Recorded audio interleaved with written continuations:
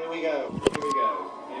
we go. We welcome viewers on BBC One to this BBC News special as we await the departure of the Duke and Duchess of Cambridge and their new baby prince.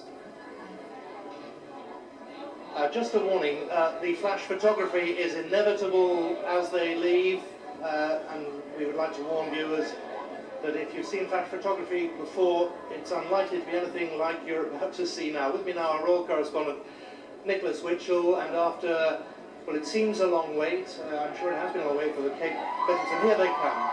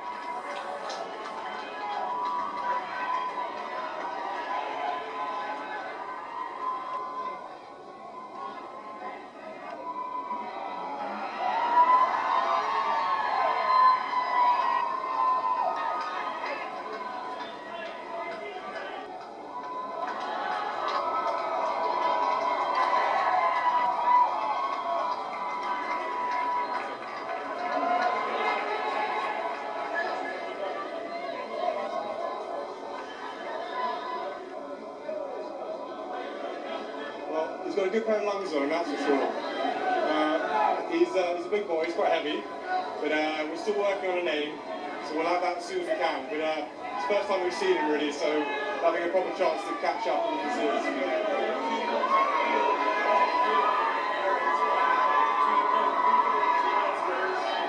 Very emotional. Yeah, it's very emotional. It's such a special time. I think any parent, I think, will probably sort of know what this feeling feels like. So. Very special. It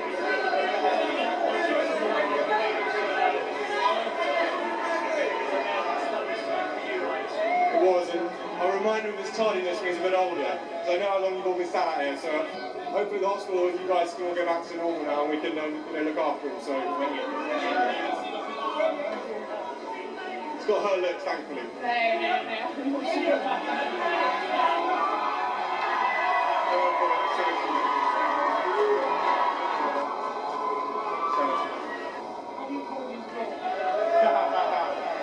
Wait and see, Mindy, wait and see.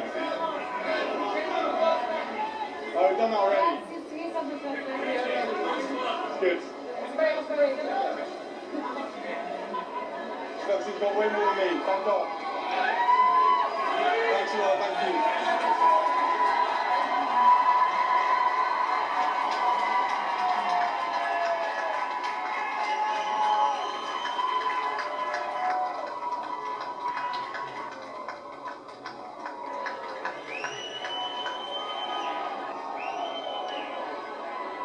A remarkable atmosphere here outside St Mary's Hospital, and what is happening now is they're going to put the baby into a car seat, aren't they, Nick? And we'll see them again in a moment and they will drive on. The royal vehicles, oh dear, getting up off our knees, and there we are, suddenly appearing.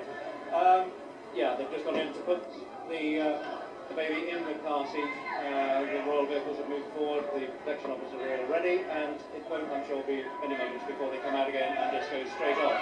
I don't know what your impression was. That was a very happy couple. It was, yeah, they were absolutely just full of the joy of the whole thing. William and Catherine equally. Now, people listening at home will have heard infinitely more of what they had to say than we did, kneeling on the pavement some distance away from where they are. The only bit that I caught was that they were still working on a name. Okay, well that's the one factual bit.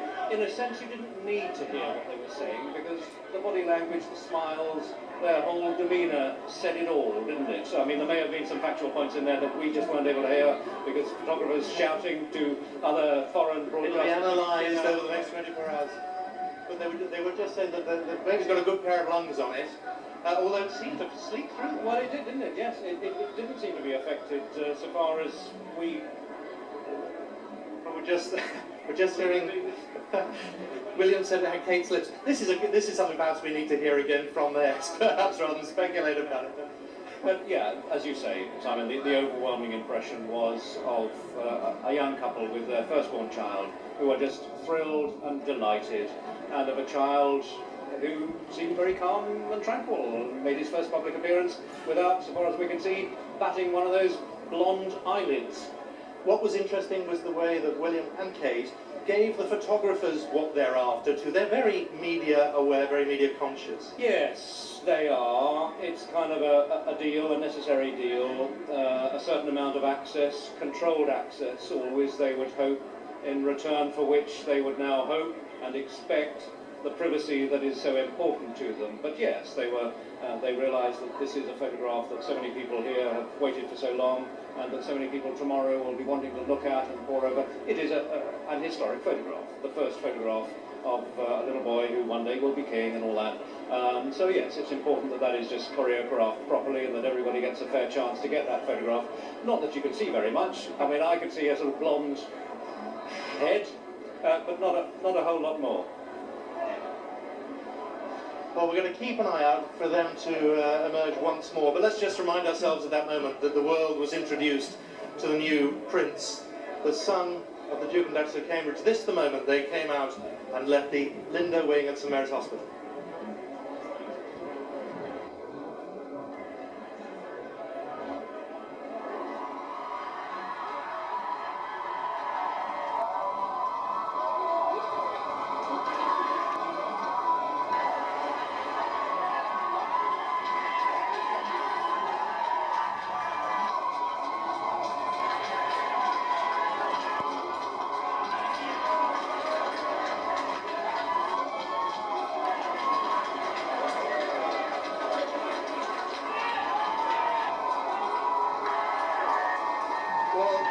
William carrying the car seat, he will now fit that in the back of the protection car. His wife, the Duchess, sitting in the rear left seat. And William now making sure the seat is properly adjusted. Sure that he's fitting it right and driving off himself. And we now know they are heading to Kensington Palace, where they will spend at least the next couple of days. And where no doubt will be introduced to Her Majesty the Queen. But Prince William, huge smiles everywhere, driving off. And already Kate looking into the car seat to make sure that the baby was alright. Just to remind you of the quotes that we've had, Nick Mitchell doing here. He's a big boy, quite heavy, still working on an A. Yeah, I just was speaking to my colleague Peter Hunt, who was much closer to where they were. A good pair of lungs, about as much hair as his dad seems to have at the moment. And you notice that William kind of mopped his brow after he'd successfully done the baby seat operation. That was achieved successfully. And then seatbelt on, and William driving them away. There was a bit of a dispute as to whose looks for the baby's inherited, but it got her look, I think, was what William had to say.